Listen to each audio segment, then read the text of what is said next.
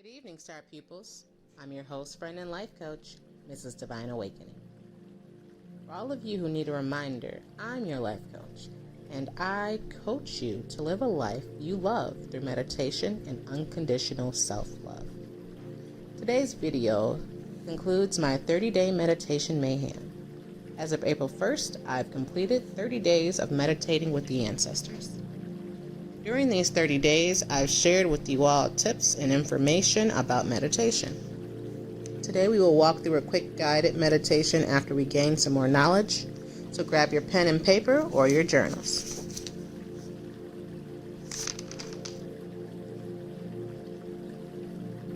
In my last video, I spoke about what the temperature of our bath water means. Have you figured it out yet? It's our ability to feel. The hotter we have it, the more resistance we've built around ourselves to not allow us to feel as much as what's coming at us. So the hotter the water is, the more you are literally burning yourself, trying not to feel. So the hotter the water is, the more you are trying not to feel, subconsciously. Our pores get opened up when we use hot water. This depletes our pores of the oxygen it needs and the water that we're giving it. Because once you open up your pores to your skin like that from the steam of the hot water, it drops out the water that's in there, or loses some of the water that's in there, and the toxins too. But the pores then are looking for air. So that's why when we have put hot water on something, our pores come open, because it's looking for more oxygen. That's why if you use a steamer, and it always tells you to stay well hydrated, because as you are opening up your pores to let the toxins out, you still need to be hydrated internally so it can bring more water in when you're able to seal it up, so that your pores aren't just open looking for water. They're going to be able to close up because water is still coming in. They're not being deprived. So then too much cold water or cooler water is showing you that you are literally feeling everything. You almost have no barriers up toward what you're feeling, to the point where you can have overload. So what you really want to have more is a warm balance of the water, or able to tolerate the water at a warm temperature. Not saying that we don't prefer one over the other, but saying that it's okay and you are comfortable in the warm water, because then that translates to you being okay with going with the flow. That translates to you not having as much resistance to it, and also not letting yourself just get carried away by it either. So why is it that we want to be able to feel more? Why is it that we don't want to be able to feel too much? Why is it that we want there to be a balance? That's because this is our subconscious. This is tapping into the power of our subconscious mind. So our subconscious mind is not a bad thing, but it is so powerful that we have to learn how to operate it, so that it's not just using its power in ways that we aren't controlling, so that we're able to basically jump on a wild horse and use it to benefit us on our journey here, and not so that it's just jumping around crazy, breaking everything or throwing people off of its back. So just like flowers have surfaces on them through the leaves and other parts of it that pick up oxygen in the water, they have receptors. That's what our pores are. So we don't want to leave them just opened like that, because we are losing oxygen, and we need our oxygen to survive. So we all know that it's not that we necessarily need our brains to survive here, because people have parts of their brains missing sometimes. Sometimes they have inactivity, but they're still alive. But it's the breath that we need. It's the oxygen that we continue to need to bring into ourselves, to bring consciousness to us, and to be aware of consciousness. So we want to make sure we're doing as much as we can to provide ourselves with oxygen, internally and externally. So during meditation, you're going to be concentrating on your breathing. So thoughts may come, thoughts may go, but when you're noticing them, you should return to breath, because breathing is what we're doing. We're we're taking the time out to allow our minds to calm down, rest, and just breathe. Just breathing in the air. When our bodies have enough oxygen internally and externally, we are able to detect what our senses in a much stronger way. Our senses become much more sensitive to the point where we're able to understand that we are more than just our body. We're able to attract things to us. We're able to sense when things are working out for us. And we're able to look at situations in a different perspective. Your reality completely changes the more water you intake, the more air you intake. Just different ways our body is able to receive that oxygen. And our skin is our number one biggest organ on our body. So it matters what we put in it and how we treat it. So when I say that we are more than just our body, what do I mean by this? What I mean by that is that we are our senses combined. So our body is kind of like, if you look at it, think about a space suit. Okay, even though there's a person inside of a spacesuit, what is the number one thing a person inside of a spacesuit needs? It needs oxygen. So if they run out of oxygen, no matter how nice your spacesuit is on the outside or how protective it is from the outside, if there is no oxygen on the inside, the spacesuit fails at preserving the body, at preserving what's inside. So we are more inside than just our body. Again, our bodies are like our spacesuits. How do you know that we are greater than our bodies? Think about it. The other day I was in another room and I was hearing a conversation being had about me, and I tuned in. And as I'm tuning in, I find myself yelling responses like, oh, I didn't say that, or yeah, but when I said that, this is what I meant. But I realized that I had completely shifted my awareness from the me, which I feel sometimes people think are their mind or their body, to it being my sense of hearing at the moment, because I was able to stretch my sense of hearing outside of just my ears, all the way outside of itself, where I was able to hear through walls. So my feelings, I'm able to feel through my ears. The vibration through my ears are one of my strongest senses right now. Now, one of my weaker senses that I have, I would say, are my eyes.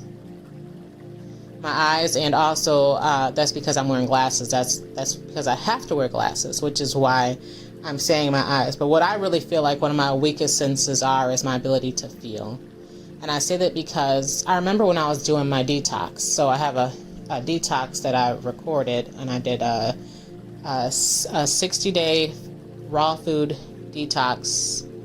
You can check that video out. But I did that detox, and one of the things I noticed that I just felt was an amazing transformation to my life is that I was able to feel music. Like a song could be on and it's further away from me, and it wasn't even about me hearing it. I didn't hear it first. I felt it first. I would notice my body was moving to a rhythm, and when I tune into why is it moving to that rhythm, I was able to hear, oh, somebody's playing music, or oh, I left the radio on, it's just I'm very low. And normally I'm not able to feel music like that unless it's blasting, okay? Or unless if I'm at the club, I had to be standing right next to the speaker to feel the beat, because the music did not flow through me unless it had a certain beat, or unless I was right there by the bass where I had no choice but to let it flow through me and for me to feel it. So it was a very strange and exciting experience to see that my body was able to detect music the way it was, because it was an indication that there were subtle changes going in through me that could be felt beyond my conscious awareness, because I had no clue my body was picking up on these signals. So until I was able to see it and then tune in with my hearing to see what's happening. So one of my weaker senses is my ability to feel. And now this directly correlates with what I'm saying about the water, because when it comes to the shower, I like hotter than warm water. So if I have a warm shower, I can tolerate it, but my normal setting for my shower is hotter. Not burning hot, but to my son, my water is way too hot, and he even feels like he should be testing the baby's water, because sometimes he thinks it's too hot for her, even though it's not. So my meditation is what helped me to come to this conclusion about what's going on internally with me based on what's happening externally with me. So I looked at something as simple as a shower and saw what that effect had over my life, the way I choose to do that. So I'm taking up a new challenge, and that is beginning today. I am going on a 30-day challenge of getting more oxygen into my body. So by that I mean I'm going to be committing myself to drinking half a gallon or more of water every day. So by the end of my 30-day challenge, I see myself as drinking gallons of water, or a gallon of water at least every day. But I'm going to meet myself halfway and at least do half a gallon, which is more than what I've been doing lately since everything was shifted for me when I had another child. So that kind of throws you off your game, because what you're trying to do for your body has to kind of align with what is going on internally with your child and what they are needing at the moment. So water is what I normally have mastered at, being able to drink a gallon or a gallon a day. Even when I was doing well with that, sometimes I wouldn't make it to a gallon, or if I didn't, it was okay, because I knew my norm was a gallon of water. But I'm starting to see why that's more important now. And on top of that, it's not even just about drinking more water. My challenge is to just introduce more oxygen to my body. So I'm going to be working on my breathing as well.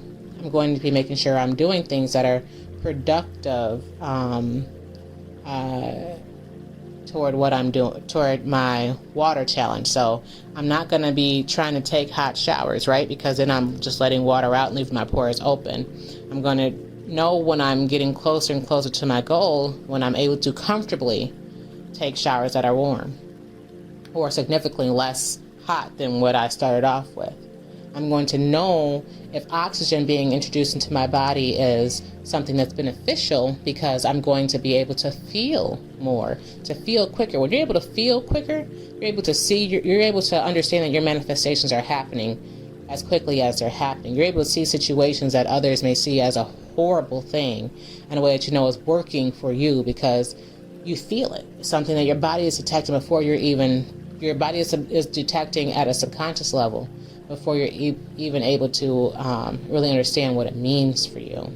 So I want to be able to feel. I'm going to know if I could feel the music again, like I did with the detox. When I took all the toxins out of me like that, I was able to, things were able to penetrate me. Vibrations were able to penetrate me quicker than they would if I had the different toxins in me, because those act as barriers. So to clear my insides and connect it with my outsides, I have to work together with both of them. So I'm going to be taking drastic steps as I become aware of them on what they are, to preserve the oxygen in my body, to bring in more oxygen in my body, and to allow my body as a vessel to better receive oxygen. So it's important during your meditations to remember to breathe. You are working on breath awareness. There are different techniques you can use to breathe, but it's about slowing down your thought process and focusing on being aware through your senses. So breathing is a way to activate your mind and to bring oxygen into parts of the body that we are normally not focusing on, because most of us aren't breathing effectively. So when you breathe in, you want to breathe in the air through your nose or even through your mouth, but through one of those passageways. And when you breathe in, your belly is going to fill up like a balloon, because you're breathing in the air, right? And then when you're exhaling the air, your belly is going to constrict, because it's letting all the air out.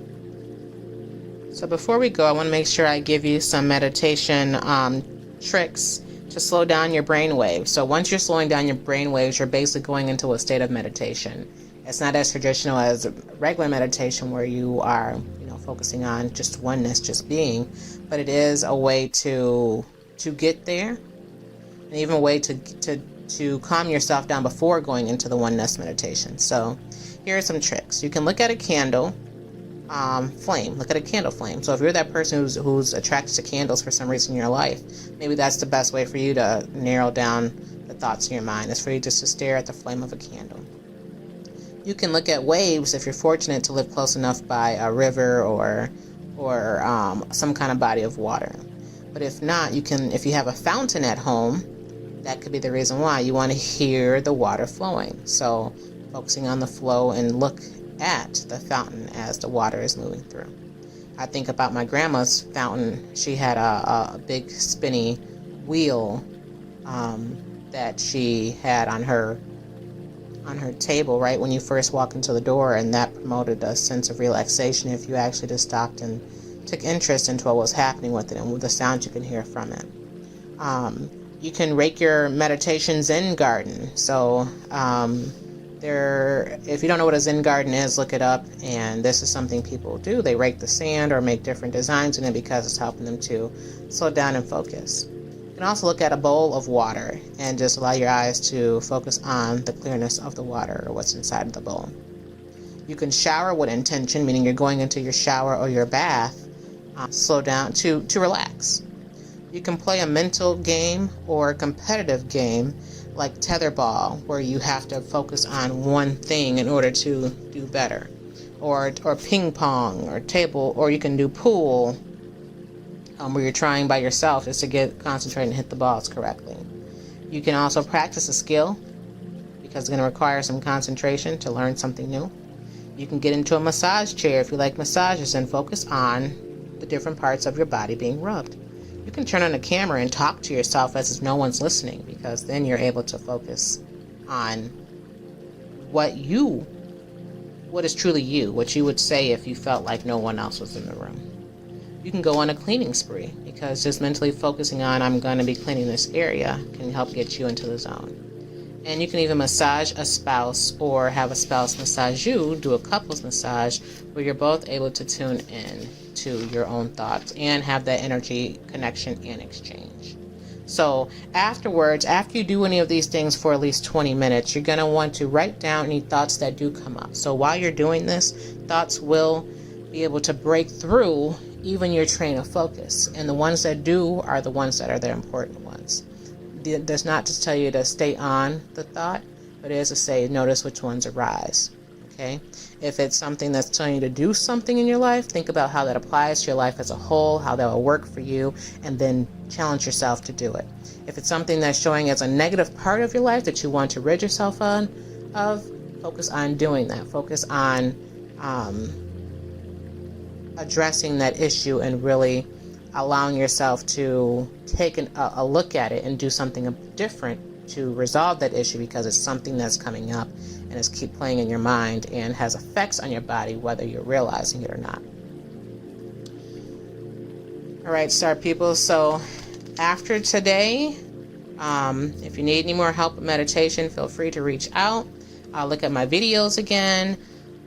These are some tips and tricks at how to relax yourself, and it's important right now because you want to make sure your body is as stress-free as possible, not just through the COVID-19 pandemic, but also through your everyday life. All right, star pupils, make sure you look in the mirror today and tell yourself how much you love yourself and how grateful you are for this moment in life. Good night, star pupils.